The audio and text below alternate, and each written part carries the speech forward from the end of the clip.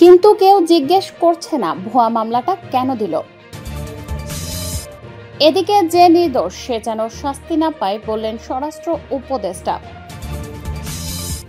জানাবো নির্বাচনে কালো টাকার অপশক্তিকে যুব সমাজ পরাজিত করবে বললেন জামায়াত আমির। আরো জানাবো রাষ্ট্রপতি হামিদ আমাদের শিক্ষা দিয়েছেন সবাই পালায় না, পালিয়ে বাঁচে না। জানাবো তারেক রহমানের নেতৃত্বে বাংলাদেশ ফাঁসিবাদ মুক্ত হয়েছে বললেন সালাউদ্দিন।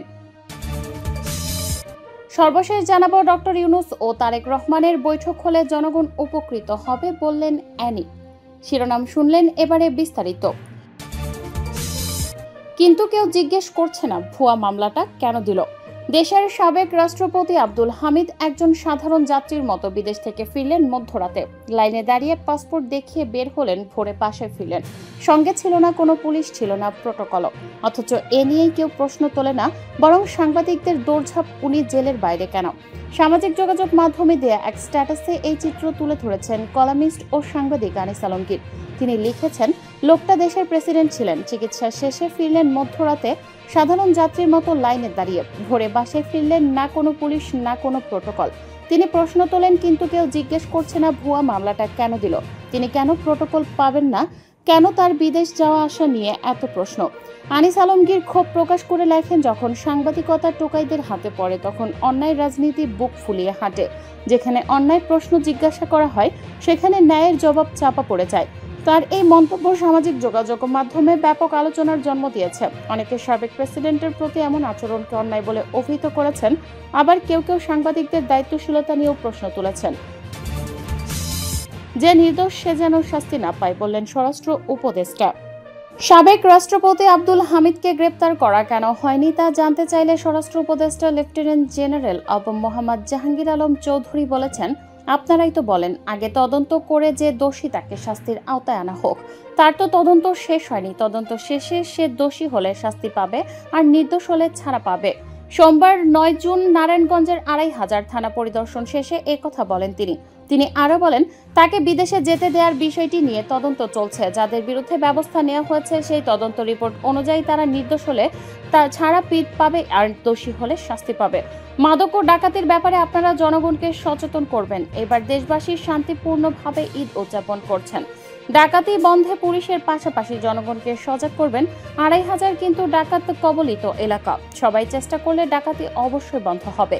সাংবাদিকদের প্রশ্নের জবাবে উপদেষ্টা আরো বলেন, আমরা দায়িত্ব নেওয়ার পর ব্যাংকের অবস্থা কি ছিল তা আপনারা জানেন। নির্বাচনে কালো টাকার অপশক্তিকে যুব সমাজ পরাজিত করবে বললেন জামায়াত আমির।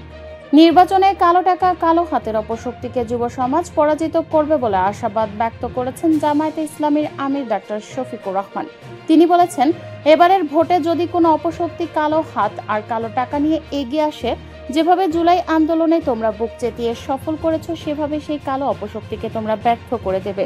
সোমবার ৯ জুন বড়লেখা উপজেলা জামাতের উদ্যোগে উপজেলা জামায়াতের আমির এমাদুল ইসলামের সভাপতিত্বে পৌর শহরে আয়োজিত ঈদ পুনর্মিলনী সমাবেশে প্রধান অতিথির বক্তব্যে এসব কথা বলেন।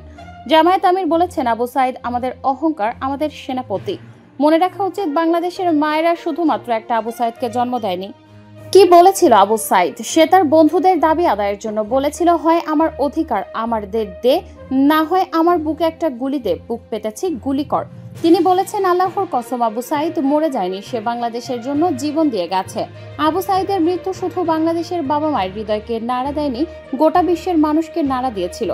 তার মতো যারা লড়াই করে জীবন দিয়েছে তারাই আমাদের জাতীয় বীর। তাদের বীরের মর্যাদা দিতে হবে, কারণ তাদের কারণে বাংলাদেশ আজ মুক্তি পেয়েছে। তিনি আরো বলেন, এবারের ভোটে যদি কোনো অপশক্তি কালো হাত আর কালো টাকা নিয়ে এগিয়ে আসে, যেভাবে জুলাই আন্দোলনে তোমরা বুক চেতিয়ে সফল করেছ, সেভাবে সেই কালো অপশক্তিকে তোমরা ব্যর্থ করে দেবে।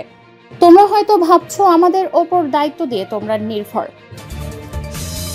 রাষ্ট্রপতি হামিদ আমাদের শিক্ষা দিয়েছেন সবাই পালায় না, পালিয়ে বাঁচে না।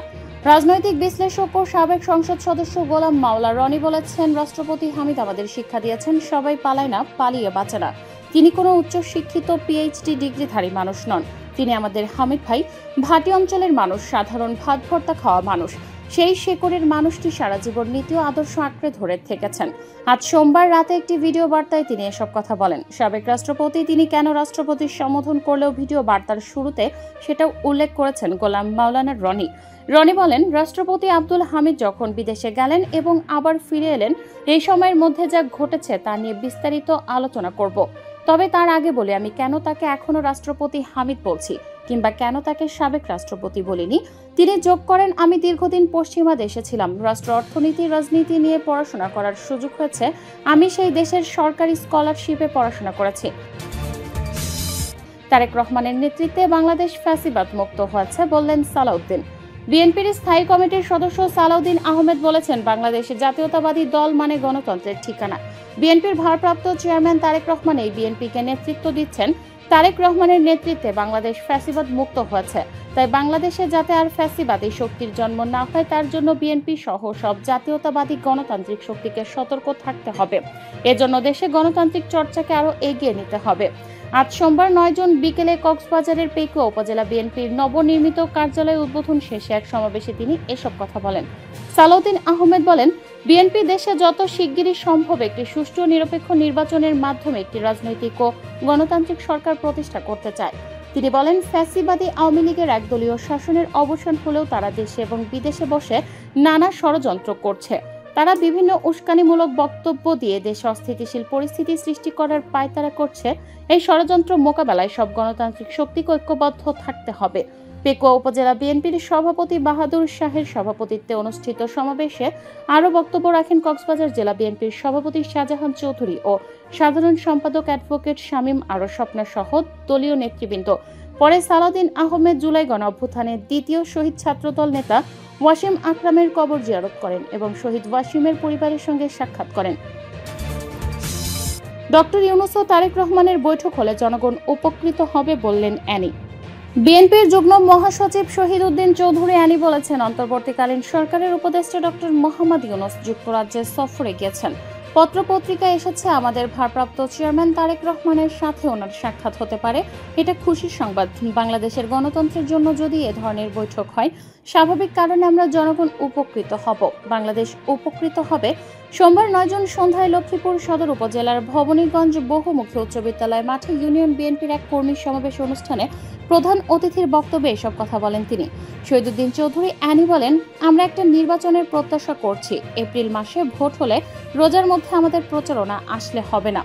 তখন বিভিন্ন পরীক্ষা ঝড় তুফান থাকে। আমরা সরকারের কাছে আশা করেছিলাম রোজার আগেই ভোটটা হয়ে যাক। এটা বিবেচনায় নিয়ে সরকারের চিন্তা করা উচিত। তিনি আরো বলেন, ফ্যাসিস্টদের বিরুদ্ধে আমরা সবাই মিলে যেভাবে ঐক্যের জায়গায় এসেছি, যেভাবে সকল রাজনৈতিক দল যুগপৎ আন্দোলন করে একত্রিতভাবে ঐক্য স্থাপন করেছিলাম, সেটা শক্তিশালী হবে।